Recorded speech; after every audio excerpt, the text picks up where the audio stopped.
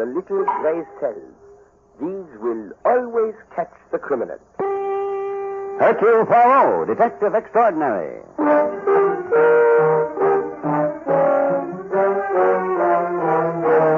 From the thrill-packed pages of Agatha Christie's unforgettable stories of corpses, clues, and crime, Mutual now brings you, complete with bowler hat and magnificent mustache, your favorite detective, Hercule Poirot, starring Harold Huber in The Adventure of the Money Mad Ghoul.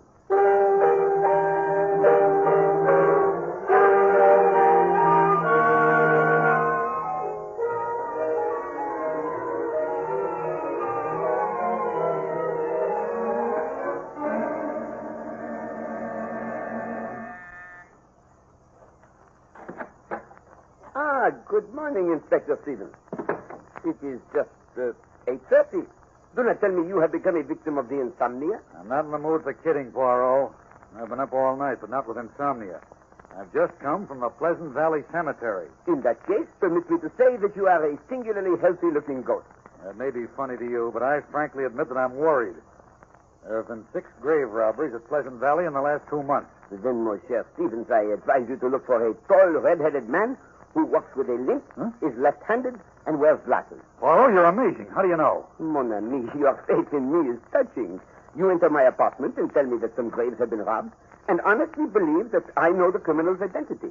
I assure you I am as much in the dark as you, until, that is, you provide me with more information. Oh. Well, here are the facts as I have them. The robbery started about 2 months ago with the opening of the grave of Robert Alden. Now, this was followed a few days later by the grave robbery of James Bennett. In the next 6 weeks, the graves of Richard Colt, Alan Devers, Victor Edwards, and Michael Fallon were opened and desecrated. Pardon. Exactly what did these ghouls take from the grave? Everything. A little moment, Stevens. You are trying to tell me that these ghouls took with them the caskets and the bodies? That's just what they did. Took everything, and it beats me what in the devil... Do not fly out of the handle, monsieur. Tell me, were these old graves which were violated? Funny you should ask me that.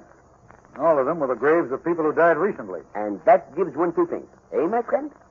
And now you will please get for me the names and the locations of the graves of people who have died recently whose last names start with a G. With a G? What are you driving at? Will you repeat for me the last names of the former occupants of the graves that have already been robbed? Oh, Alden, Bennett, Colt, Devers, Edwards, Fallon. Stevens. A, B, C, D, E, S. That is curious, n'est-ce pas? Strange enough so that you and I shall watch at the graves of the lately departed whose last names begin with a G.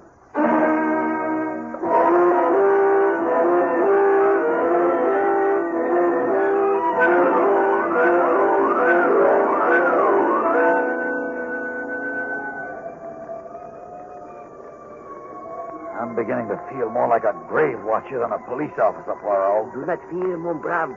No one would ever suspect you of being anything but a police officer. What? Flash the light on the tombstone, please. We must make certain this is the grave we seek. All right. There we are. Yeah, this is it, all right. Herman Gilbert died May 16th, 1945. Bon, let us conceal ourselves behind this hedge and wait. I think Monsieur Gilbert will have visitors. I don't know what makes you so sure. There were 4 other people whose last names started with G. Oui, mon ami, but this is the most recent. You know, Poirot, I hate to admit this, but I'm mighty glad you're here with me. I don't like cemeteries. They're too gloomy and damp to suit me. Stephen, hush. Huh? You were right, Poirot. Someone coming. Yes, and with the proper tools for their grisly work. Hey! Somebody's here! Hey! Come back! Stop or I'll fire!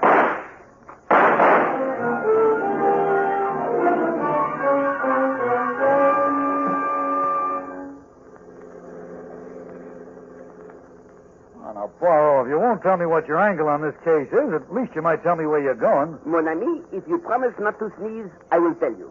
You can't blame me for sneezing. I couldn't help it. It is not the sneeze that annoys me. It is the effect it had upon the case. Now these robbers are warned that we are on the scent. They will be more cautious. Well, where are we going? We are here, at the place Robert Alden lived, the first person whose grave was opened.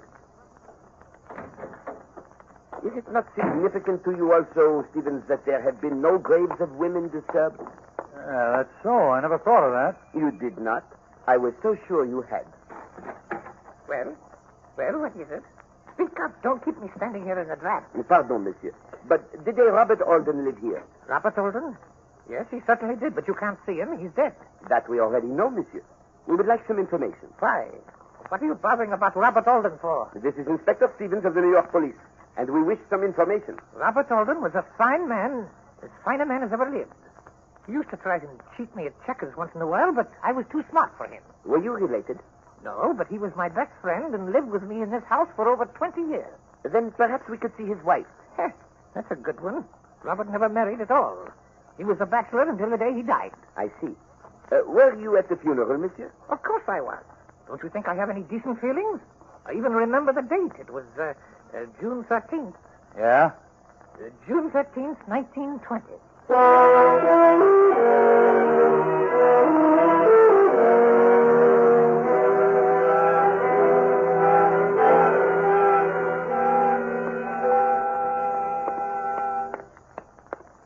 Oh, I'm all in, Poirot. And I don't understand this. Alden's been dead for 25 years. Nobody ever heard of Devers, Edwards, and Fallon. I can't make any sense out of this. Patience, mon ami. We do know that there was a Richard Colt and that he has a widow. Yeah? Ah, here's the house now. I beg of you to allow me to ask the questions, eh? The poor lady will doubtless be upset by her recent bereavement. Okay, Poirot, I'll let you handle everything. Yeah, she seems upset, all right. Madame Colt? Well, yes, I'm Mrs. Cole. What is it you wish? Are you Madame Richard Colt? Oh, I suppose it's my husband you want to see. I'll call him. Dick? Oh, Dick, darling. What the devil? Am I crazy or... Yes, madame. We should very much like to see your husband. Coming, Lydia. Well, darling, what's this all about? Who are these people, friends of yours? I'd like to know what this is all about, all right. Please, mon cher Stevens. Monsieur, I am Hercule Poirot, and this is Inspector Stevens of the police. He is disturbed because he finds you a singularly healthy ghost. Ghost? I don't know what you're talking about. You have had no other husbands, madame? What are you saying? If this is some kind of game, I don't like it. Be quiet, Dick. There's evidently been some mistake. No, Mr. Poirot, Dick is my only husband. Well, he ought to be dead. I'll punch you right on the nose. Gently, gently. And now, Madame Colt, if you would be so good as to close the door, we will attempt to perceive the reason behind your husband's so sudden return to life. Now, let's get to the bottom of this. That is exactly what we wish. You, Monsieur Colt, are supposed to have died on the 3rd of August of this year. I never felt better in my life. Who on earth could have played such a horrible joke on us? Madame, I assure you, this is no joke. But there must be other Richard Colts in New York. Are you sure you have the right one? Yeah, we got the right Richard Colt. The manager of Pleasant Valley Cemetery gave us your address. I think you two better come along with me. That will not be necessary, mon ami. We have a more logical task to perform. We go to call on the manager of the Pleasant Valley Cemetery.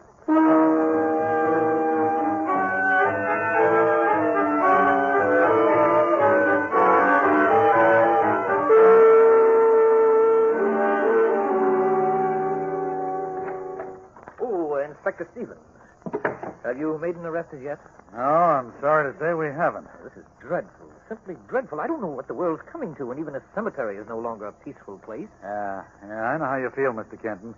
Oh, this is Hercule Poirot. Mr. Kenton, the manager here. Well, Inspector, you are making progress after all if you've obtained the assistance of the famous Mr. Poirot. Thank you, Monsieur Kenton. And now, as one man of intelligence to another, perhaps you would like to answer a few questions for me. Certainly. What is it you'd like to know? What is the procedure for the interment of a body in this cemetery? By that I mean, do you personally see the bodies when they arrive here for burial? No, Mr. Poirot. That is hardly necessary. All that is required is the issuance of a death certificate. Then you did not actually yourself see the body of Monsieur Richard Colt? Why, no. I should have thought it most unusual if I had. The undertaker simply gives me the necessary papers, and I make out the assignment of the grave. And the name of the undertaker, if you please? Well, let me see. I'm sure I have it here in the files. Yes, it's Love. Kermit J. Love. And the address? 6611 Ithaca Street. And now, if you would be so kind, could I perhaps have the names of the undertakers for the other 5 bodies disturbed by the ghouls? Well, that will be difficult. But perhaps I can mail that information to you tomorrow. I regret to disturb you, but I should like it now. Very well. Here's a strange coincidence. What's that? If I may be permitted to guess, Monsieur, It is that Monsieur Kermit J. Love is also the undertaker for the other. Yes, that is correct, Mr. Poirot. And now, Stevens, we go to walk into the parlor of Monsieur Love.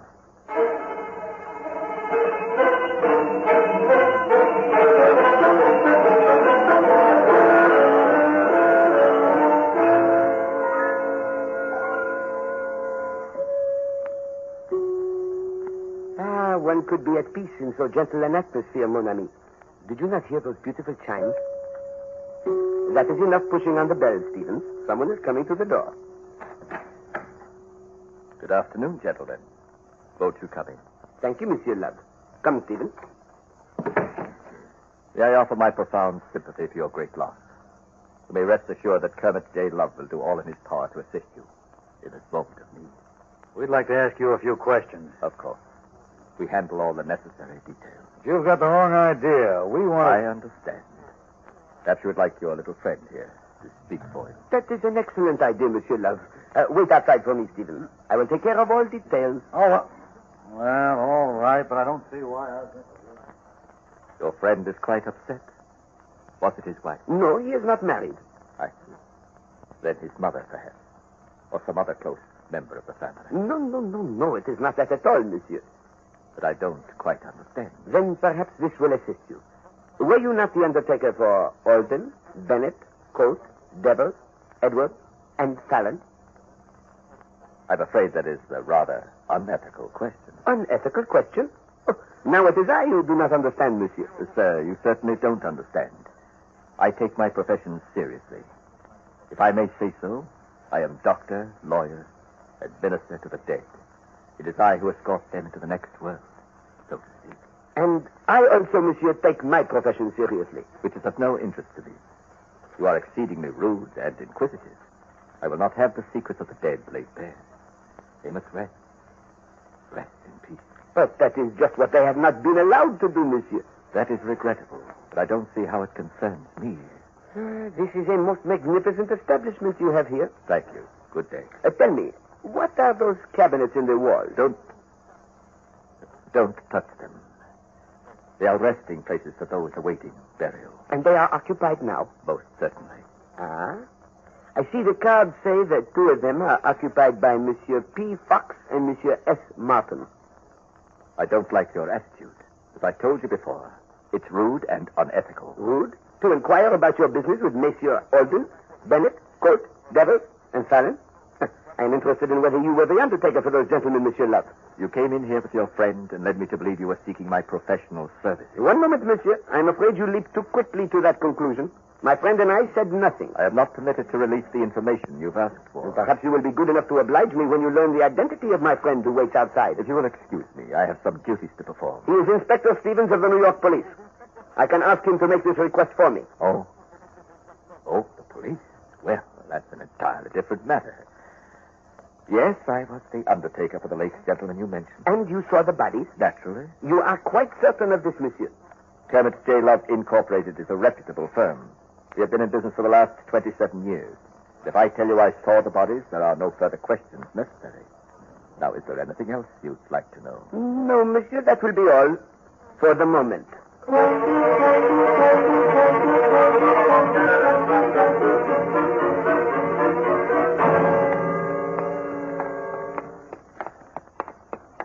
Well, Poirot, looks like this time I was right.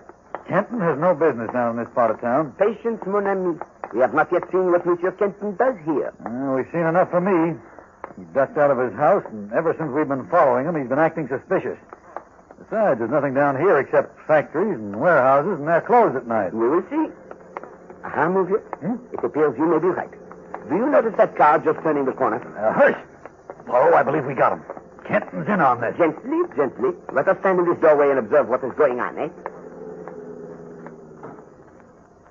Hey, they're going to break into that cold storage plant. Come on, Poirot. Throw up your hands. Get Kenton, Poirot. He just turned the corner.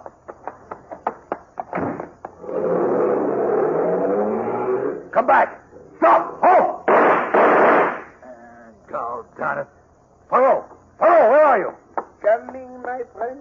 Coming with Monsieur Kenton. At least we got somebody. All right, Kenton, speak up. We know everything. Speak for yourself, monsieur. There are still a few things that puzzle me. It's as plain as pikestaff. Come along, Kenton. Take your hands off of me. I warn you, Inspector, I'll sue you for false arrest. What's the meaning of always shouting and shooting? Monsieur Kenton, perhaps you will be kind enough to explain what you were doing in this neighborhood at this time of night? Certainly. I was going to get some pipe tobacco. If you can't think of a better one than that, Kenton, come along. Let us permit Monsieur Kenton to finish. You'd better. You'll be making a bad mistake. Just so happens that I smoke a special kind of tobacco, mixed for me by a friend of mine. His name? His name happens to be Rosemary Leeds. She's a very charming girl engaged to my son. She's a chemist. She happens to have her office down here, and once in a while she mixes a particularly mild mixture for me, and I come down, pick it up, and take her home. Yeah, that's a good one, all right. I suppose you didn't see that hearse. I didn't see anything, but I heard a lot. Then Mr. Poirot asked me to come with him. Poirot, I've got this all figured now. Somehow they're taking the bodies out of the cemetery to the cold storage plant and leaving them there. What for, mon brave? Well, I don't know yet, but I'm going to find out. Do that, mon cher Stevens, and while you risk pneumonia, I will check upon Monsieur Kenton. Come, monsieur, we will see whether this Mademoiselle Leeds is waiting for you with your tobacco.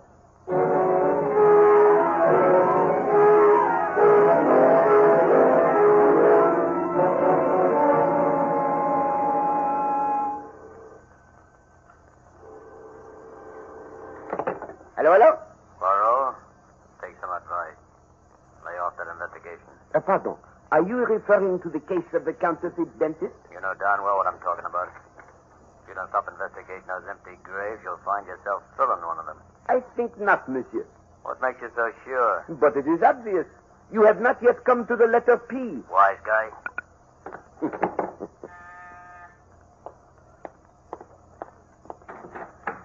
Good day, Stevens. Yeah, what's good about it? We're not getting anywhere at all. I still don't trust that Kenton. I know his alibi stood up, but that dame's engaged to his son. Maybe they're all in it together. Well, have you got anything new? I have just been informed that we have made considerable headway. Yeah? Who told you? I do not know. Well, that's fine. We're making headway, but you don't know how. I do know how. It is that I do not know who. I have just received a telephone threat against the life of Hercule Poirot. All right, but I don't see how that helps. You get those all the time. Observe, mon ami. Only one of 4 people could have inspired that telephone call. Either Monsieur or Madame Colt, Monsieur Kenton, the manager of Pleasant Valley Cemetery, or Monsieur Kermit J. Love, this so sympathetic undertaker. Well, yeah, I suppose you're right. But of course, What are you doing? calling Monsieur Kenton.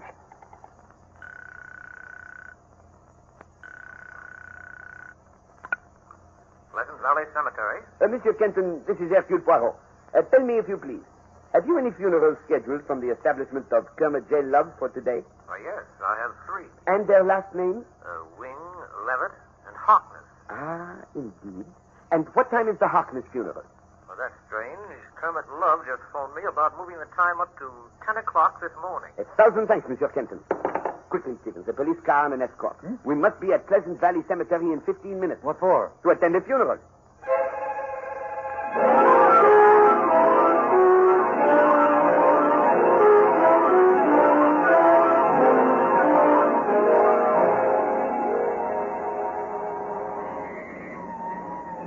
Well, we're almost there, Poirot. There's the entrance.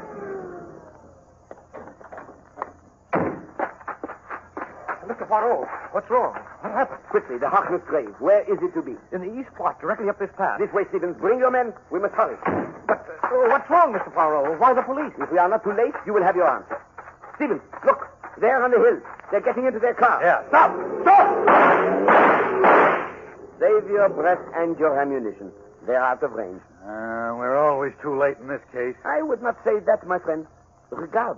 We put them to such haste, they neglected to bury Monsieur Harkness. Great Scott. The coffin's empty. They took Harkness's body with them.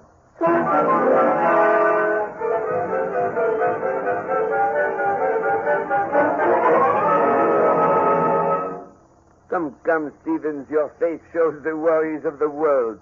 Do not be so depressed. Well, I'm not exactly happy, Poirot. Never taken you so long to figure out a case. You always had something that helped us when I came to your apartment before. Patience, mon ami. The harvesting of the clues grows near, eh? I can't wait for any harvest. I'm going to take all the people involved in this case and throw them into jail. Mon ami. Now you are not using your little gray cell. You work on the gray cells. I'm going to fill my cells down at police headquarters. And that will be a benefit to no one. We must proceed with calm. How can I be calm? We're up against a dead end. If we'd only gotten to that cemetery 5 minutes earlier. This whole thing's driving me crazy. I admit the case holds a few peculiar aspects. Peculiar? Is that all you can call it? Now, look, Poirot, we go to a funeral, but before we get there, the mourners decide to take a powder.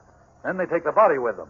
What's going on? Am I losing my mind? I can only reflect on the case itself, Stevens, not on your personality. Why are you so quiet? You got something up your sleeve? It is always possible that something may pop out. Well, it had better soon. I can't stand much more of this. The funeral this morning was too much for me. I still can't understand what they wanted with that body. Sacre bleu, it is I, Stevens. I, Hercule Poirot, who have been blind. What do you mean, Poirot? What's the matter? Stevens, it has been in front of my eyes all this time. The most important clue. And I have kicked it away like an unwanted bill. Okay, let's have it. Listen carefully, Stevens. This morning at the cemetery, when we frightened the men away. You remember? Yeah, of course. Go on. Now think carefully. You did not see any of those men carry a body with them. Wait a minute. No, they weren't. You're right. Exactly. And the reason they were not carrying a body was because there was no body to carry.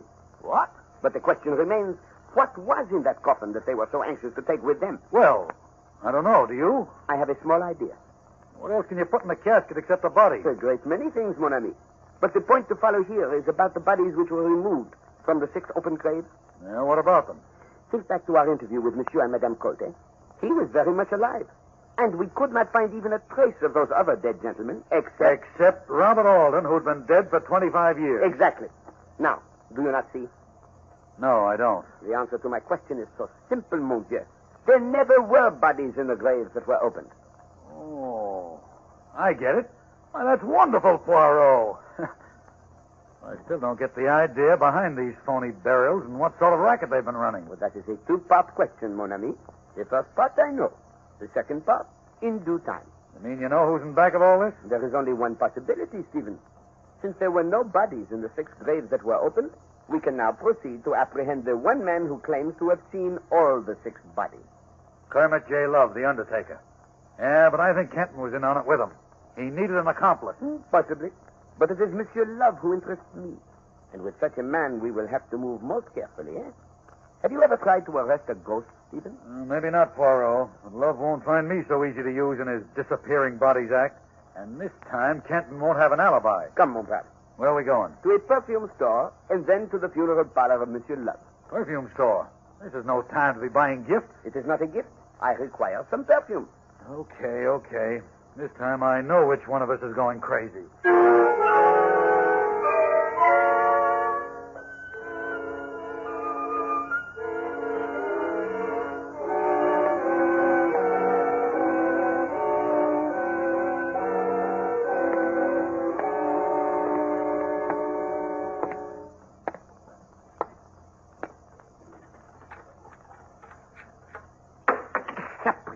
Why do I have to make so much noise? Oh, well, I will not awake those who sleep in this building.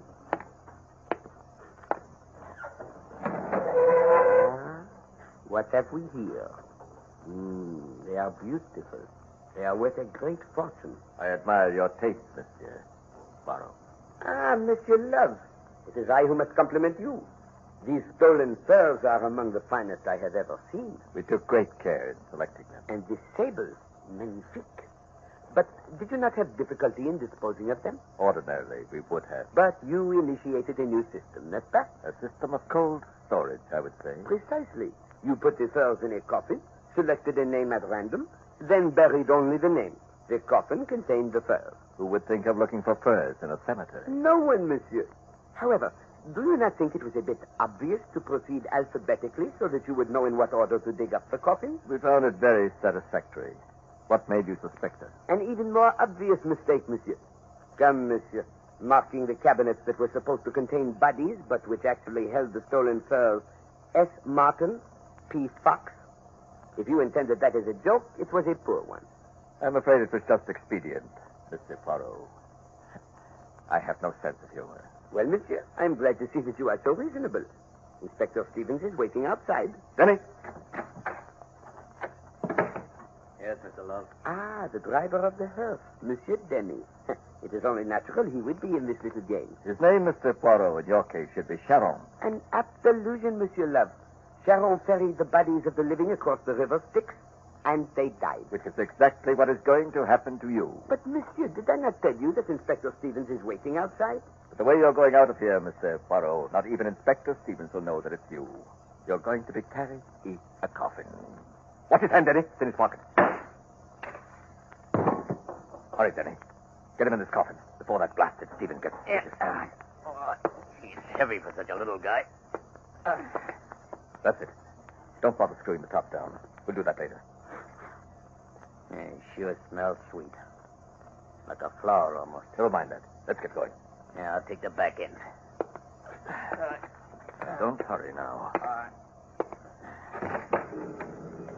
Hold it a second, buddy. Officer, please. We are dealing with the dead. Oh, I'm sorry. Well, I see you're still working, Mr. Love. Yes, Inspector. Unfortunately, our sad work never ends. Something smells pretty funny to me around here, Riley. What would you say it was? I don't know, sir, but it sure smells to high heaven. I'd say it was perfume. Let's have a look in that. Will you kindly assist me, Monsieur Stevens? Oh, glad you're all right, Poirot. All right. Mon ami, I did not mind the blow on the head. But did you have to be so stupid as to allow them to drop this coffin? Yep. Hey, wait a minute, Poirot. Don't get sore. Where are you going? I am not angry, my friend. I merely go home to take a bath.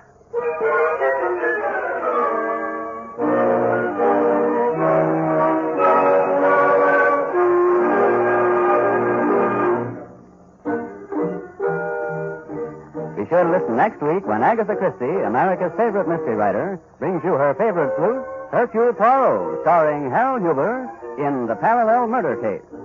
Music for Poirot is composed and conducted by Sylvan Levin. The program is directed by Carl Eastman.